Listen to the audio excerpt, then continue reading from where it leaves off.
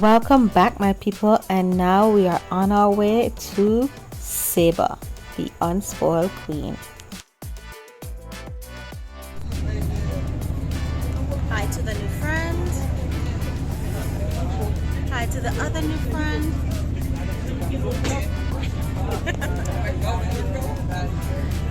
You film us again after. I want to ride the slide. Let's go!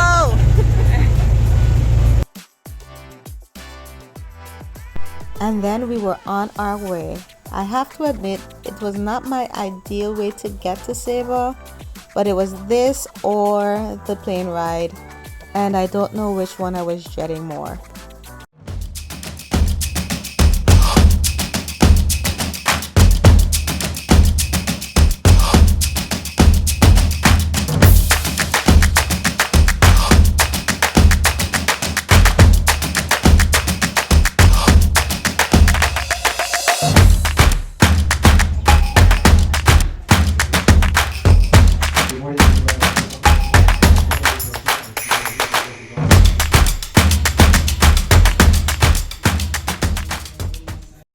One thing Saba did do is that it came through with the goodie bag. They gave us all water bottles, had a nice huge water bottle to keep us hydrated the entire time we were there.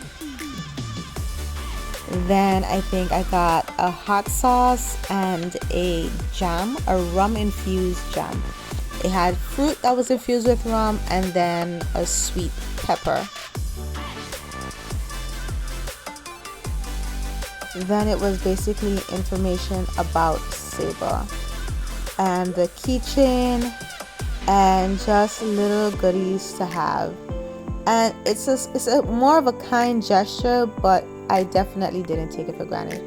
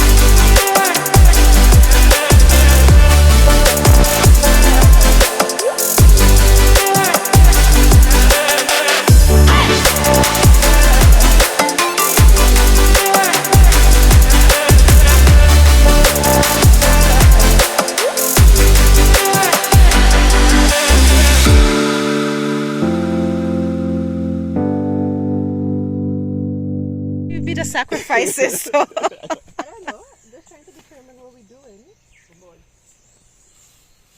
I'm gonna watch from it. He's trying to bring him out so that. You think he could do this from because he's from here? Don't be shy. He's domesticated. He know what he's doing. That's okay. He's domesticated. That's okay. Huh? Yeah, You. my dad has a lot of these. He was a farmer. Oh. There he comes. Look at this majestic creature. You want to feed it? I do, but I'm intimidated. You want to? Go on. I'm intimidated by anything that's bigger than me. Right? If he comes, he's coming? No, he just got up. No, he just stood up. Like well, you call me, I get up. What do you want now? Ooh, there's a. Okay. Is this lemongrass? No, this grass. He's going to eat it? It looked like lemongrass. How do you tell the difference? Hmm? How do you tell the difference? There's no scent. Okay, gotcha. You go ahead, Chiffon. Get it, Chiffon. Get it.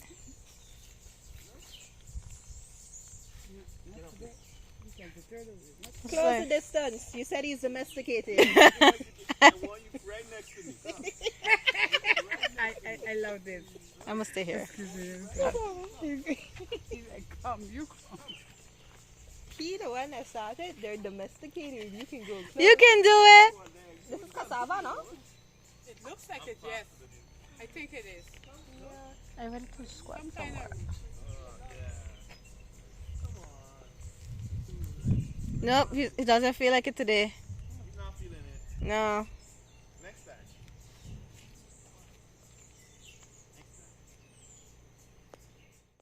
How's the chauffeur, Siobhan? Good, good, good, good. Yeah? But we have to go back. We going back to the same way? Yeah. It's one way up, one way down. We're going to sleep on it? I good, but I'm hot. Oh, I'm sweating. Don't you see me sweating? no. It was strenuous. Yeah, it was. Them things was steep. I wanted to vlog. I was like, let me not fall. That would be the best thing. Can you take a picture of me? Yeah. Alright. Well, but it magically. And then it opened up for us. Yes, and then there was light. How cool is that? So that's what you get to see. And this is windward. Yes, this is Windward side. You see it. Wow. Welcome And the to seat. Saba. You take a picture of the seat too there? Take a picture of the back.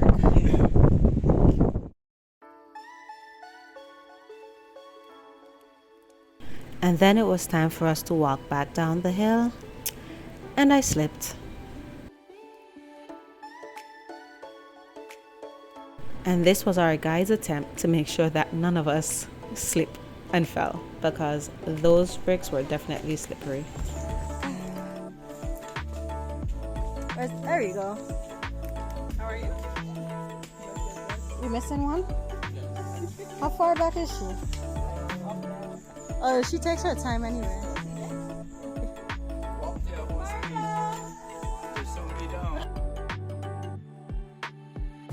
And this, of course, was my victory dance.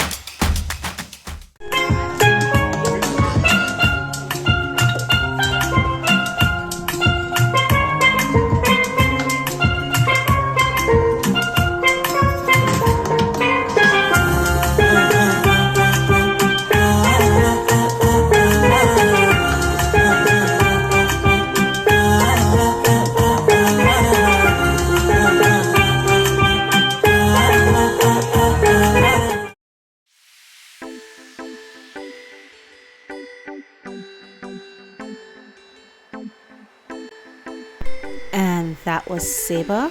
Next stop, St. Eustatius.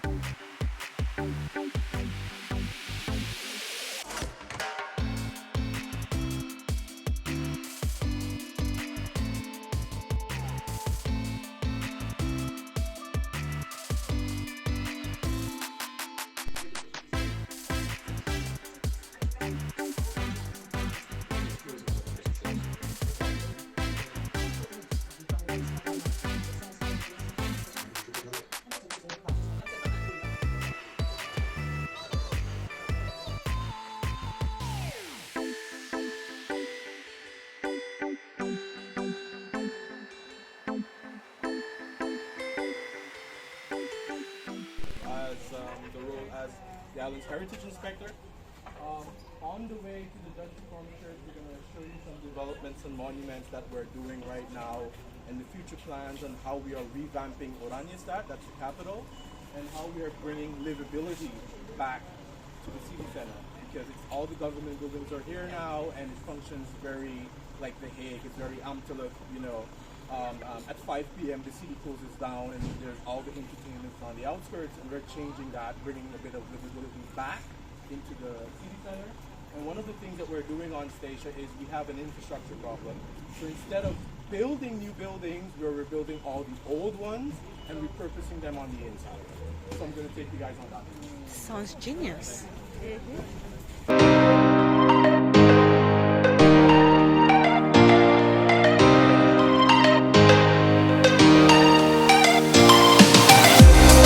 Statia's is, it was known for a lot of things. It was known for the trade. There was a lot of things going on.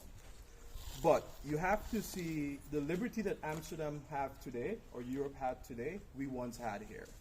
And to show you how liberal and broad it was, when we go into the spatial development plan as early as 1725, for example, the Bay Path had about 50 brothels in between.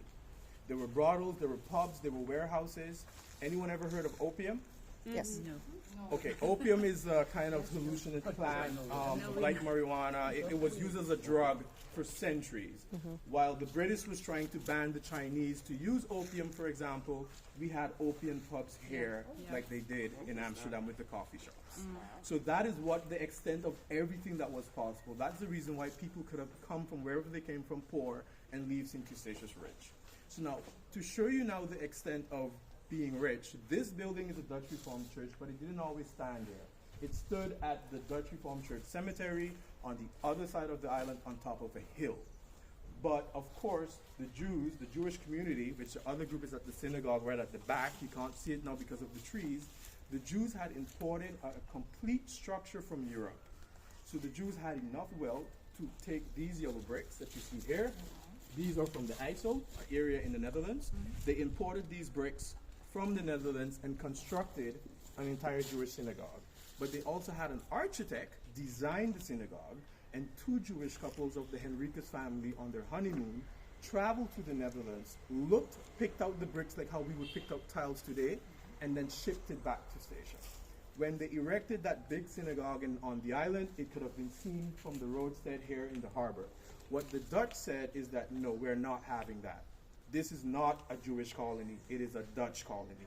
So what the Dutch, they dismantled and broke down the church all the way on the top of the hill and brought it here and erected it here and put in place one of Statia's oldest laws is no building is allowed to be higher than the tower of the Dutch Reformed Church. And that law is still in place today in the Eilandsvordering. So they built this grand building here to serve as a reminder so all the ships coming in could have seen that the island is a Dutch island, and on the top of the tower they had a long pole with a Dutch flag. That goes to show you the flag wasn't even placed in the fort. It was placed here to show two things. It's a Dutch island, and de Nederlandse hervormde kerk domineert dit landschap. And the reason this is called the Kerkstraat, the Church Street, isn't because of the Dutch Reformed Church, it's because you had the Jewish synagogue on one side, you started with the Catholic Church, and then you got the Dutch Reformed Church, the Lutheran Church, the Calvinisten on the other side, and at the end of the street, you had the English Church. The Anglicans also had a church. So that's why it was called mainly Church Street. This building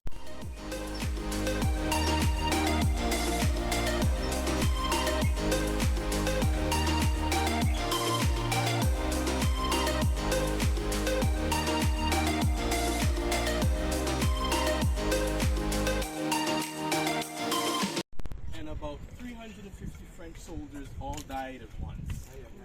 And they had nowhere to bury them. So what the French did is they dug out the entire back.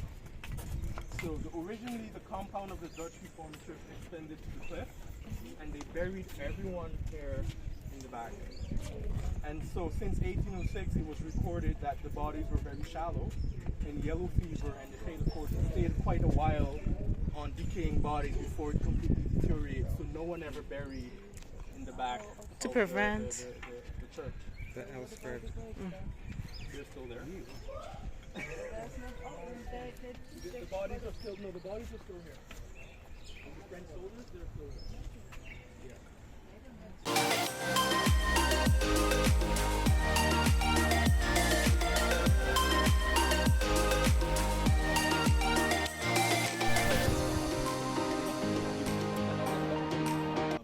Right?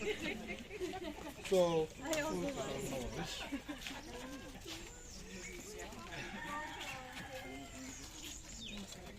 on historical records, we know exactly how much beads were needed for what. So the enslaved people could not use money like the Europeans did on the island. So they had to use these beads. So these beads were then used between the locals on St. Eustatius. So we know from records from the governor, who would then regulate and make sure the enslaved people were abiding by the laws. 3 of these beads, for example, were enough to buy you 10 snapper fish. And if you wanted your freedom, you needed to have enough beads as a woman to put around your waist. But the reason they did this is because they know women of color are more wider at the waist than anywhere else. So they use the most voluptuous part of the body to measure. And we have stories of people that would really try to acquire as much beads as possible to get your freedom. But if that wasn't enough, you needed about 45 of these in order to get married civilly to register. So there's a lot of conditions behind the trading of these beads, and many of the beads are found in this part, the Wilhelmina part, because this is where the enslaved people were traded. So one of the things you can read about is here as well. One of the things that is going to happen is because the Blue Circle development project for erosion is going to go through the park, this entire park needs to be bulldozed and taken apart. And we thought, okay, how can we kind of reinterpret it back? So after the project, the Wilhelmina Park as a staple name for a park on Statia is going to be forever gone. It's going to be called Freedom Park after the refurbishment. It will no longer be called the Wilhelmina Park, and this is what was going on. So all of the former slave monuments on Statia and markets are named after Queen Wilhelmina. So this one, but also the Wilhelmina monument at the park, is if you look at the sign by the slave, the slave path, you will also see where it says, you know, the old market, where the colored would then trade their stuff. So all of these parks were then taken away from the people of Statia, and the plans is with every development we give them back. And it's not because we are anti-monarchist or anti-royal, but it's setting then a kind of precedence for what happened before. It was taken away and it's just being reclaimed back to the original narrative, and it's something that the government supports. So all of this, as you see it now, will be gone by the end of this year. And when the park is rebuilt, it will be solely used to celebrate, you know, emancipation and people of color, and the history of people of color here on St. Eustatius. Are you going to, for the areas that are going to be bulldozed, are you going to do archaeological research? Yes, we have, what we're doing on Station now, and that's one of the main things of my job, is to do all archaeological research prior to avoid what happened with the Golden Rock site before I came in into this job. So what we're going to do is we're making an archaeological assessment. We have partners that we're working with, and we're going to have community involvement as well to get the community involved in the dig and present as well. And with the artifacts that are found, we will do like what we do with all other sites. But then we kind of create a kind of small exhibition somewhere to show people what is going on, what is being found, and really keep the community involved. And it's something that a lot of people in the community also support, being involved and included. And that's where we also create a lot of awareness. And compared to a few years ago, a lot of people in Statia right now are getting more and more interested in their culture, their heritage, both sides of the coin of history, because they feel like they're involved. And that's why large projects could be halted, like the African Burial Ground Alliance, for example, is also one of the NGOs that really verbally speak out with the community. And in most countries, then this project would not have stopped. But this project got so much community attention that it was completely halted, and the project was taken off of the map, and the development was left open for quite a long time before they came to a conclusion on how to deal with it. And based on that issues in the past, we have decided to kind of put the precedents in place to do all of this proper research and community involvement before the project starts and after. So we do a lot of pre-evaluating, but a lot of evaluating as well. The lighter now, then you could go and ask the sister, and they'll show the cakes inside and give you the explanation how to make them. But I'll show the lighter now, we light it now. Let everybody come around. It'll take you about 45 minutes to burn down. Then I would sweep it out with some bush on that stick, clean them and put it in. In about 20 to 30 minutes it will be done. Yeah. Leonard! Yeah. Leonard! Yeah. Who's Leonard? Oh, shucks. We will use this to brush it. Yeah, we'll put after fresh. it burned down. We'll put fresh run on it. I'll show you. That's the old time station broom. Which, what you have to the end of the station broom? Sir. Gosh, what you call that bush again? Moran bush. Yeah. Moran bush? Okay. Like uncle to make brooms and sink it.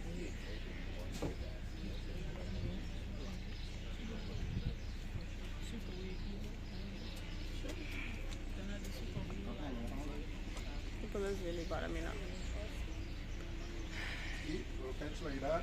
So back in the olden days, they would use kerosene. Yeah. Like, Now I use the lighter fuel from barbecue. And you call it sugar apple?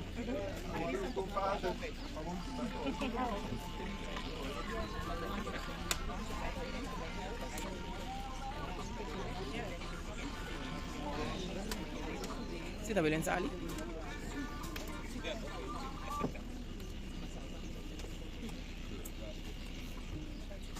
There's a lot of bush, man.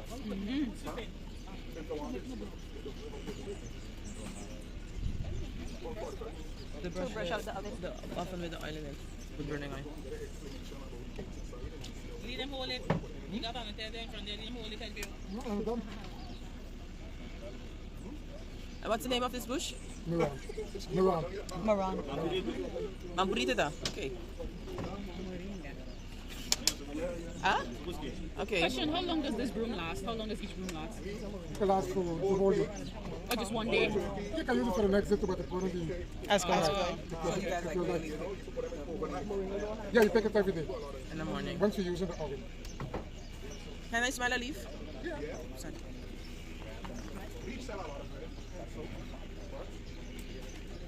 Other than the broom, what is it good for? The bush. You drink it for all different things. Okay. Mamburita. Have a nice smell. Mamburita.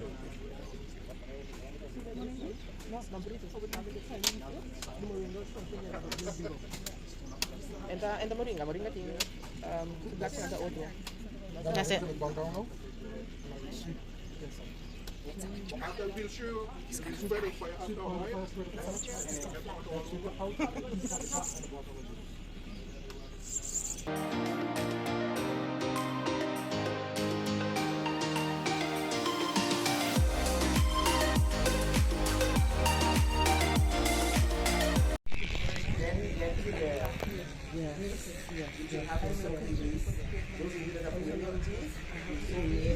with a little bit of baking soda.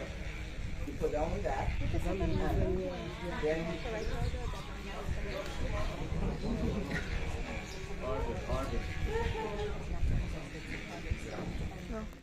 and then we will add the yeast. But before we add the yeast and so on, we also put milk. You make sure everything is mixed in. You add that to the blend. Make sure everything is mixed in, and you can add your raisins at that time also. Once everything, you have everything properly in together, then you can add the flour. But you add the flour, and it's not like you mixing in the flour like you would do the other thing. The flour has to be chopped in. Yeah. Because you don't need it either. So you just you chop it in little by little. Yeah. So it sounds difficult, but once you get it's with practice you will get there doing it. And is it something that, it's not something that you make now for now? You all usually make it a day before? We made yesterday afternoon, and so then they're going to bake today. At least that's what we were taught. Yes. They have to be overnight. So you make the butter today and then you bake tomorrow? Yes. You stay in the fridge? No. That's why I have them right here. For the yeast to activate and stuff like that. And integrate all the spices. Yeah, to make sure it's seasoned. It's seasoning. Yes. And it's the shape that makes it so beautiful. So, we put them down from yesterday, and now they'll be baked today. Then this, you have to make, before we get the shape actually, put it in you do a ball, and then after the ball, then you'll go to rolling out long, and then you cut, and then you put the piece on top. The piece on top we call a jacket. I can't wait. So you see? So this is what Statia hard cake look like. Look right? So when I say it's a spice cake, growing it's a up, spice we cake. used to say Statia Christmas cake because it would make them around Christmas. But now people have changed, so they look for them throughout the whole year. Yeah. So that's how they're being made all through the year now. So they don't So question, when you bake them, how long do they last? They can last as long as you. People say they put them in the freezer and so on for when they're ready to use them, but they do last. They can last, they don't last. Because then you eat them up. And then you say, okay, I'm going to leave the rest, and then you come back, and they're going to leave. And as she said before, it used to be a Christmas thing along with the Miss Blyden. But you know, over time, we like food, and they're willing to bake. You become. And when you bake it, does it rise a bit more or does it stay in this size? It doesn't come up much more. Okay. It doesn't come up much more. Okay. Because of the overnight, it already rises. It's already had Why to is go it called to- hard cake? Well, that's the. It's hard. Just because it's hard. yeah. Like, You see, But the outside is hard, the inside is It's the consistency of a cookie. Yeah. You want me to hurry up? No, the oven has to burn down and sweep out 45 minutes. before we can put them into the. Yeah, he's gonna the wood has to burn down. He's gonna sweep it out, and then he's gonna say, well, "I'm ready for the." Yes.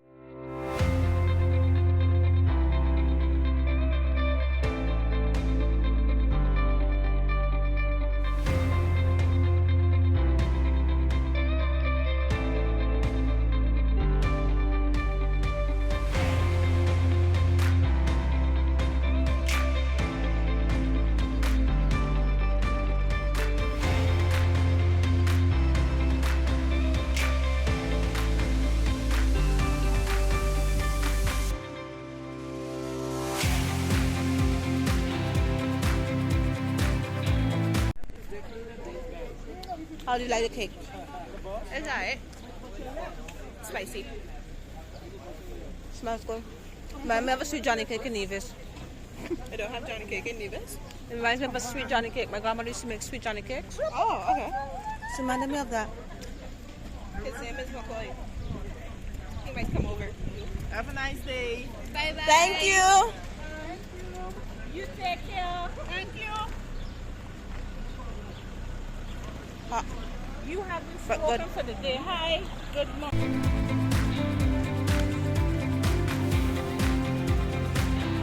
Oh.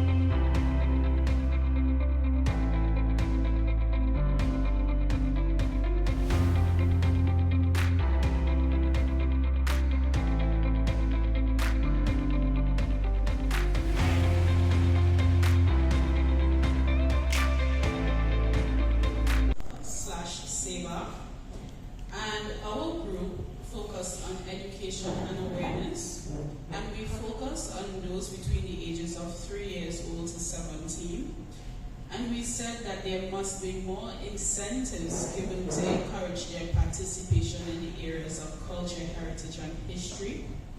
There needs to be in schools, our organizations need to work with these schools to make sure that there is more focus on local history instead of Dutch history, because that is causing some kind of disconnect. Additionally, the platform could work with organizations on the islands to give scholarships for students to be trained in the field of history, heritage, culture, etc. These scholarships will be for workshops, and these workshops could happen one workshop for each quarter of the year. and a different topic can be addressed. So for example, for the first quarter, we can look at archaeology and educating them about archaeology. The second quarter, we can look at digitization. The other quarter, we can look at architecture. The other quarter, we can look at intangible heritage. And this should be done on all 6 islands. And some of the topics, again, awareness of monuments, as I mentioned, archaeology, restoration. Additionally, we talked about how we can funnel children into specific subject areas and have them educated. And so an example I gave in my past life as a curator, and I would go to schools and they would say, no, Miss, how do you become a curator? Because most people don't know, what a curator is. And they would ask me how much I make and what did I go to school to study to become a curator, and how does a museum function and all these things. And I would say to them, well, not because I went to school to study history and visual arts. And art theory means that you have to take that channel, because there's a space for a graphic designer. And so children who learn in different ways, and somebody who's tactile or auditory learner or visual learner, and they have different interests, we can educate those children to say, you don't necessarily have to go to get a degree in museology or architecture, but there is a space for you. If you're interested in graphic design, there's a space for you in our heritage center or museum. If you're interested in grant writing or events coordination, there's a space for you. If you're interested in computer studies, digitization, that kind of thing, there's a space for you. If you want to be a teacher, but you don't necessarily want to be in the classroom, we need education officers, we need outreach officers. And so that was basically the basis of, or the synopsis of our conversation. Woo! I think we all just got an assignment